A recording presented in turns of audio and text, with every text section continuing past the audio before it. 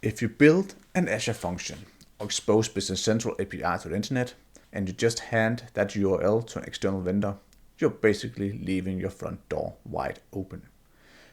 And taping a note to it that says, please don't break in. Sure, we might have passwords or an access token, but what if that vendor system goes crazy and sends 10,000 requests a second? Your system crashes. What if you need to change the backend URL? You break the integration. Real architects don't expose their backend systems directly. They put a bouncer at the door.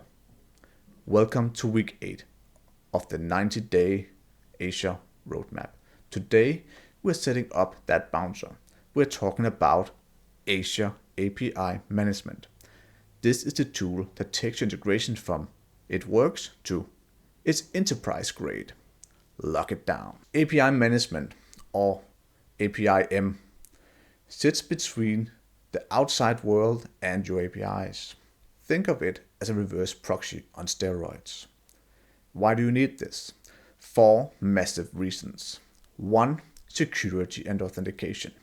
Instead of managing complex OAuth flow with every single external partner, you can have them talk to the APIM using a simple API key. APIM then securely talks to your Azure function or Business Central tenant behind the scenes.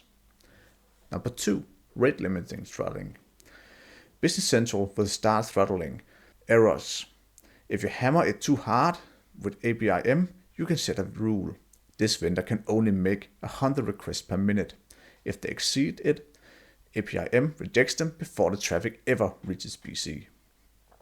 Number 3, transformation. External vendor sends XML.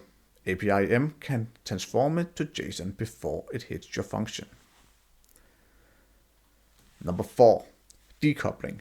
If you move your Azure function to a new URL or change how your backend works, the vendor doesn't care. They still call exact same APIM endpoint, you just update the routing in the background. This is how the big players build APIs, and you can do it too. So let's search for API management.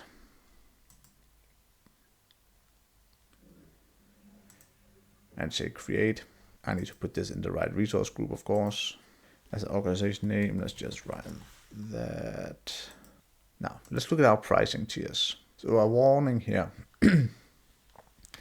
If you take the developer or the standard tier, it takes about 45 minutes to deploy and it has a fixed monthly cost. For our learning, and honestly for most lightweight BC integrations, you want a consumption tier. So like everything else, we choose consumption. It deploys almost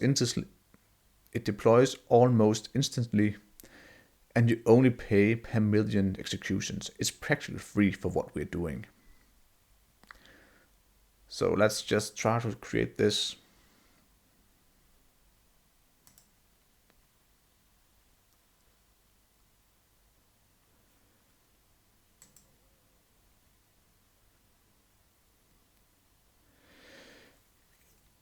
So next thing is we need to actually set up some APIs for this. So go to APIs, and go to APIs. As you can see, you have different ways of actually adding different APIs to your API management. You can add a HTTP directly. You can use OpenAPI definition. You can use OData, and very funnily, we can also use our function apps. So let's take a function app.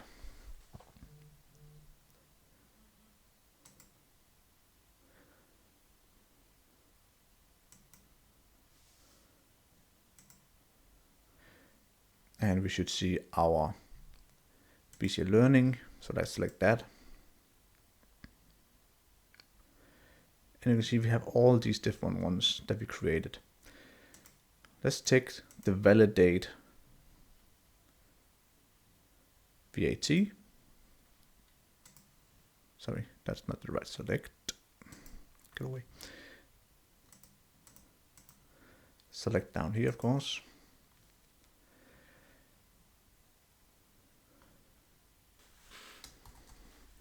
And let's add a suffix. Validate. So this is going to be our URL to hit this one.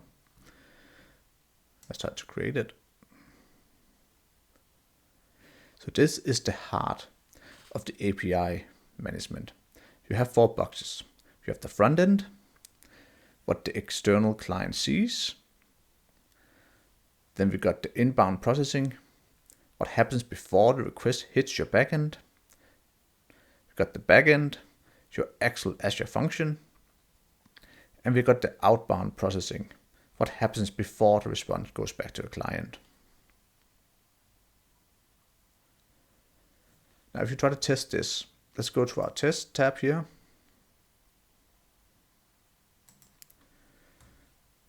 Let's try to put in our payload.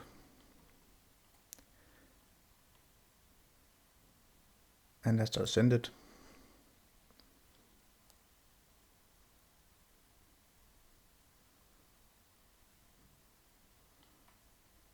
So we get a 200, which means that we are actually calling this endpoint and getting the same response back.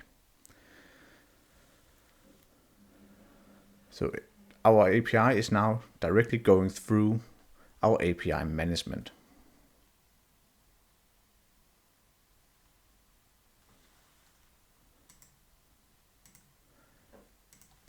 Now let's actually try to call this from Postman. So let's take our request URL, put it over here in Postman, and press send. Now it's going to tell you I don't have access to do this, and it's because it needs a subscription key. So if we go to our subscriptions and we want to show our keys, let's try to take our secondary key here.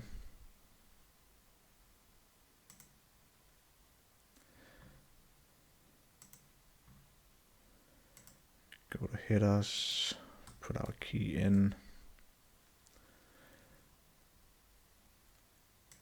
And our header needs to be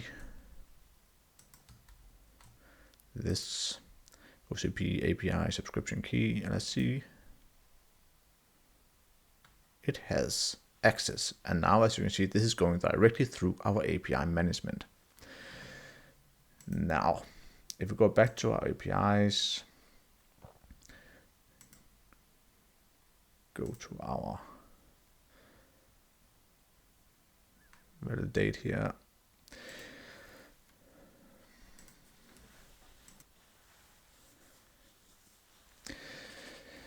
So for our fun part now, we need to add some policies. So let's go back to design and we have our policies and we press this. You can see we have some, this is just XML, right? Well, let's add some rate limits.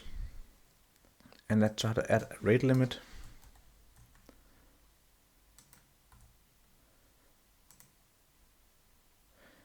So now we have added a rate limit that said that we are not allowed to make more than 5 calls in 60 seconds. So let's try to see what happens. So 1, 2, 3, 4, 5, and we hit our rate limit. I'm saying I have to wait 49 seconds. So that's how rate limits work. Now, we didn't really get to 6, but it was probably because I was too fast compared to the last time I made a call. But as you can see, it works. So do you realize how powerful that is? If you did this in Business Central, your server would still have to process the incoming HTTP request just to tell them no. Here, the request never even reaches your Azure function. API management kills it in the edge. You can also use policies to strip out headers you don't want the backend to see, validate JWT tokens, mock responses, so external devs can build their integrations before you even finish writing your AL code. Think about how great that is. How many times haven't we tried to integrate some kind of system and they always tell us, no, sorry, the endpoint's not ready yet. If you use API management, you can say, oh, the endpoints, you can get them here. I'm not done with the backend yet, but you can actually still use all your authentication. You can still call these endpoints to make your system as ready as possible, and I can work on mine synchronously. Isn't that perfect? So look at what we built. By adding API management today, you completed month 2 of the roadmap. You now know how to write Azure functions, decouple systems with Service Bus, orchestrate with logic apps, protect everything with API management. If you combine these 4 tools, you can build a robust, scalable, enterprise-grade integration between Business Central and literally anything else in the world. External system, API management, function, Service Bus, Business Central. This is a professional integration architecture. Your homework for week 8. Create an API management interface. Import the function you built in month 1. Apply a rate limit policy. Test it until you get 429 error. Next week, we enter month 3, security and architecture. Right now, your Azure function has some API keys or database connection strings saved in settings.